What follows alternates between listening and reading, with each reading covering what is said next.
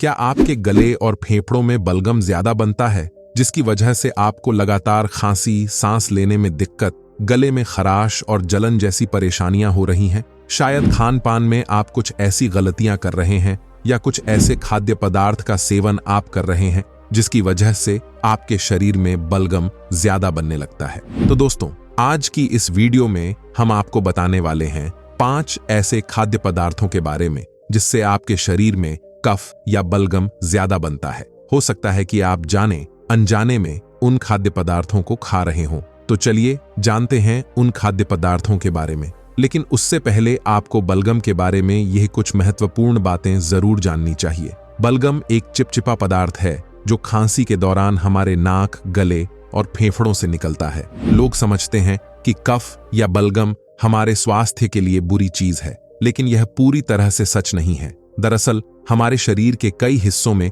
Mucus यानी कफ हमेशा बनता रहता है, जैसे हमारे नाक, गले और फेफड़ों में। यहां तक कि हमारे पेट और आंतों में भी म्यूकस का प्रोडक्शन होता है। क्या आप जानते हैं हमारे नाक, गले और फेफड़ों में लगातार बन रहे म्यूकस का काम क्या होता है? यह हमारे रेस्पिरेटरी सिस्टम को मॉइस्ट रखता है, यानी नमी को बनाए रखता है, और हमारे शरीर के बाहरी नुकसानदायक चीजों जैसे वायरस, बैक्टीरिया, धूल, धुएं आदि से बचाते हैं। पर कैसे? जब बाहर के यह हानिकारक तत्व हमारे शरीर के अंदर नाक, गले और फेफड़ों में घुस जाते हैं तो बलगम इन हानिकारक तत्वों को अपने अंदर फंसाकर खांसी और छींक के जरिए बाहर फेंक देता है। सामान्य रूप से देखा जाए तो बलगम बनना हमारे शरीर का एक नेचुरल डिफेंस मैकेनिज्म है जो हमारे शरीर के लिए बहुत जरूरी होता है। लेकिन समस्या तब होती है जब हमारे शरीर में जरूरत से ज्यादा मात्रा में बलगम बनने लगता है। हमारे शरीर में ज्यादा बलगम बनने के कई कारण हो सकते हैं,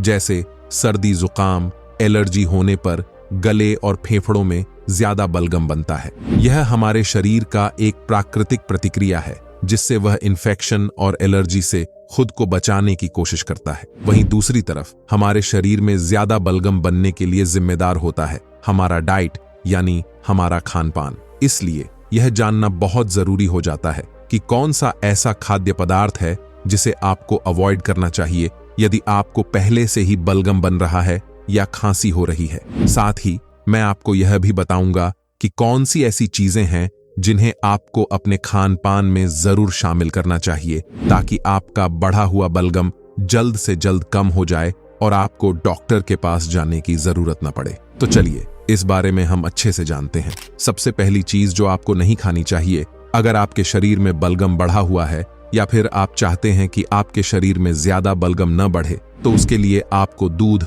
और दूध से बनी चीजें नहीं खानी चाहिए, जैसे कि पनीर, चीज, दही। इन चीजों को खाने से हमारे गले और छाती में बलगम ज्यादा बनने लगता है। हालांकि इसका असर अलग अलग लोगों में अलग अलग हो सकता है, लेकिन ज्यादातर कई लोगों में देखा गया है कि दूध और दूध से बनी चीजें खाना छोड़ने से बलगम की समस्या में काफी हद तक फायदा हुआ है। दूसरा है प्रोसेस्ड फूड और रिफाइंड शुगर। आजकल की इस भागदौड़ भरी जिंदगी में जल्दी बनने वाले या आसानी से मिलने वाले खाने की तरफ लोग ज्यादा आकर्षित हो रहे हैं, जैसे 2 मिनट में बन जाने वाले नूडल्स, पेस्ट्रीज, चॉकलेट, कुकीज और जितने भी पैकेट फूड्स होते हैं। इन सभी को बनाने के लिए बहुत ज्यादा प्रोसेस किया जाता है और खाने की स्वाद बढ़ाने के लिए आर्टिफिशियल कलर्स, ज्यादा मात्रा में रिफाइंड शुगर, नमक और अनहेल्दी फैट्स का भी इस्तेमाल किया जाता है। अगर आप नियमित तौर पर इन सभी चीजों को खाते हैं तो आपके शरीर के इम्यूनिटी सिस्टम पर बहुत बुरा असर पड़ता है, जिससे आपके बलगम के उत्पादन में वृद्धि होती है। क्या आप जानते हैं कि इन सभी प्रोसेस्ड फूड्स में जो रिफाइंड शुगर यानी चीनी का इस्तेमाल किया जाता है वह हमारे शरीर में सूजन को बढ़ाता है, जिससे हमारे फेफड़ों और गले में ज्यादा मात्रा में बलगम बनने लगता है। इसलिए आपको यह ध्यान में रखना है कि आपकी बलगम की जो समस्या है वो इन प्रोसेस्ड फूड्स और रिफाइंड शुगर के ज्यादा इस्तेमाल से तो नहीं बढ़ रही है। तीसरा, फूड आइटम की अगर बात की जाए जो आपके बलगम की समस्या को बढ़ा सकता है वो है फ्राइड फूड्स, जैसे कि समोसा, कचौरी, पकोड़ा। इन सभी चीजों को तेल में डीप फ्राई किया जाता है और जिन्हें हम लोग बड़े ही मजे से खाते हैं। लेकिन क्या आप जानते हैं कि इन फ्राइड फूड्स को बनाने की प्रक्रिया में अतिरिक्त मात्रा में तेल और सैचुरेटेड फैट्स का इस्तेमाल होता है, जो हमारे डाइजेस्टिव सिस्टम को स्लो कर देता है और शरीर में सूजन को बढ़ा देता है। जब हमारे शरीर में सूजन बढ़ती है तो बलगम का उत्पादन भी बढ़ने लगता है। इसलिए जब भी आपके शरीर में बलगम की मात्रा बढ़ने लगे तो आपको फ्राइड फूड्स को खाना कम कर देना चाहिए या बिल्कुल अवॉइड करना चाहिए। इसके अलावा अगर आपको पहले से ही सर्दी, खांसी, बलगम की समस्या बढ़ी हुई है तो आपको ठंडी चीजें जैसे फ्रीज का ठंडा पानी, आइसक्रीम, कोल्ड ड्रिंक्स का सेवन बिल्कुल भी नहीं करना चाहिए। ठंडी चीजें खाने या पीने से हमारे शरीर का प्रोटेक्टिव सिस्टम स्टिमुलेट होता है, जिससे शरीर में ज्यादा मात्रा में म्यूकस बनता है और इससे आपके बलगम, खांसी की समस्या बढ़ जाता है। छाती में कफ जमने की स्थिति भी बन सकती है। इसके साथ हम बात करते हैं दो ऐसे चीजों की जो ज्यादातर लोगों की डेली लाइफ का एक बड़ा हिस्सा है। वो है कैफीन और अल्कोहल। क्या आप जानते हैं कि चाय, कॉफी, अल्कोहल जैसे ड्रिंक डाययूरेटिक होते हैं, यानी ये चीजें हमारे शरीर में पेशाब की मात्रा को बढ़ा देता है। इससे समस्या यह होता है कि शरीर में पानी की कमी होने लगते हैं। अगर आपको बलगम की समस्या है तो शरीर में पानी की कमी बलगम को और गाढ़ा बना सकते हैं, जिससे बलगम हमारे छाती और गले में जम जाते हैं, आसानी से नहीं निकल पाते। ऐसे में कई लोगों को सांस लेने में भी दिक्कत होते हैं। इसीलिए अगर आपको चाय, कॉफी या अल्कोहल जैसे ड्रिंक पीने की आदत ज्यादा है तो आपको इसे पीना कम कर देना चाहिए और पूरा दिन थोड़ी थोड़ी मात्रा में पानी जरूर पीना चाहिए, जिससे शरीर में पानी की कमी न हो और बलगम आपके छाती और गले से आसानी से निकल पाए। इसके अलावा अगर आपको बलगम ज्यादा बनता है तो आपको केला ज्यादा नहीं खाना चाहिए, इससे म्यूकस का प्रोडक्शन बढ़ता है।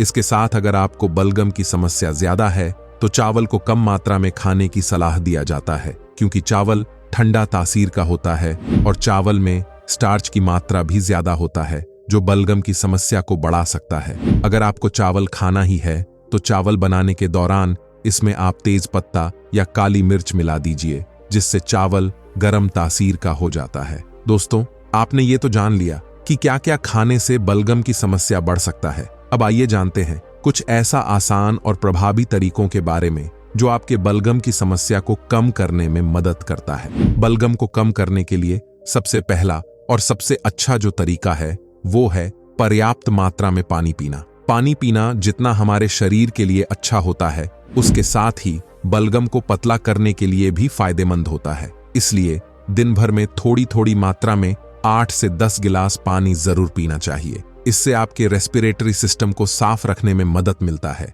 गले और छाती में जमा बलगम आसानी से निकल जाते हैं। बलगम को कम करने के लिए दूसरा जो तरीका है वो है हर्बल टी का सेवन करना। जैसे आप अदरक की चाय, तुलसी की चाय, दालचीनी की चाय बनाकर भी पी सकते हैं। इसके अलावा किचन में मिलने वाले कुछ मसालों का इस्तेमाल करके एक खास तरह के काढ़ा आप बना सकते हैं, जिसका सेवन बलगम को कम करने के लिए बहुत फायदेमंद होता है। तो चलिए जानते हैं इस काढ़े को बनाने के लिए आपको क्या क्या चाहिए। एक छोटा टुकड़ा अदरक, 3-4 पत्ते तुलसी की, एक छोटा टुकड़ा दालचीनी की और 1 से 2 काली मिर्च। अब आप इन सभी चीजों को अच्छे से कूटकर 1 गिलास पानी में तब तक उबाले जब तक कि काढ़ा आधा न हो जाए। इस काढ़े को आप छान लें। इसे आपको ज्यादा गर्म नहीं पीना है, हल्का गुनगुना करके पीजिए। चाहे तो आप इसमें 1 चम्मच शहद भी मिला सकते हैं। इसे आप दिन में 2 बार सुबह शाम सेवन कर सकते हैं। तो चलिए जानते हैं इस काढ़े को पीने से आपकी बलगम की समस्या में कैसे मदद मिलते हैं।